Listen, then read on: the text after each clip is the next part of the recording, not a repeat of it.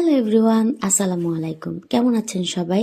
চলে আসলাম আপনাদের সঙ্গে একটা আনবক্সিং ভিডিও শেয়ার করার জন্য।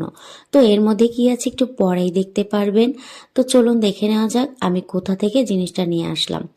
এই কনকনে শীতের মধ্যে আমি আর আমার ননদ চলে গিয়েছিলাম করতোয়া কুরিয়ার সার্ভিসে, যেখানে আমার ফ্রেন্ড পার্সেলটা সেন্ড করেছিল। ওখান থেকে আমি পার্সেলটা নিয়ে চলে আসলাম। আর এখানে এত ঠান্ডা ছিল, তাড়াতাড়ি করে বাসায় চলে আসলাম। এসে আমি আনবক্সিং করতে শুরু করে দিলাম সঙ্গে সঙ্গে।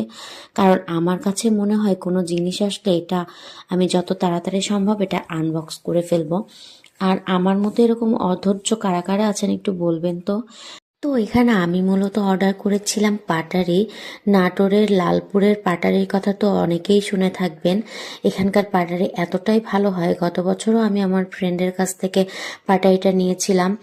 এবছরে তো আমি ফ্রিজে রাখা পাটাইটাই ব্যবহার করেছি। তো আজকে আমি আরও কিছু পাটাই নিয়ে রাখলাম, যেন সারা বছর কিছু কাজে ব্যবহার করতে পারি, খেতে পারি। তো এইখানে পাটারিগুলো আমি খুলে নিচ্ছিলাম। আর আমার তো একদমই পলিথিন খোলার ধৈর্য নাই, আমি সবসময় এরকম করি, সেটা যে কোনো জিনিসই হোক না কেন। আমি এখানে পলিথিন কেটে জিনিসটা বের করে নিচ্ছিলাম। তো দেখতেই পাচ্ছেন পাটারিগুলা সেপারেট করা আছে, কারণ এখানে আমার ননদের জন্য, আমাদের জন্য আর আমার মায়ের জন্য সেপারেটলি নিয়েছিলাম। তো পাটারিগুলা মানে যখন আমরা নিয়ে আসতেছিলাম তখনই ওনারা বলতেছিল এত সুন্দর সুঘ্রাণ বের হয়েছে, তো এটা নাটোরের লালপুরের পাটারি অবশ্যই হবে। তো দেখুন পাটারিগুলো এত সুন্দর, আসলে ভিডিওতে কালারটা এভাবে আসতেছিল না, বাট অনেক সুন্দর। আপনারা যদি কেউ নিতে চান অবশ্যই বলবেন, আমার ফ্রেন্ডকে বলে আপনারা নিতে পারবেন। এটা অনেক ভালো পাটারি, আমি সবসময় এখান থেকে নিয়ে থাকি। আর এই পাটারিগুলা মানে দেখতে আসলে ভিডিওতে আসলেই ভালো দেখা যাচ্ছে না, কিন্তু খেতে অনেক বেশি মজা।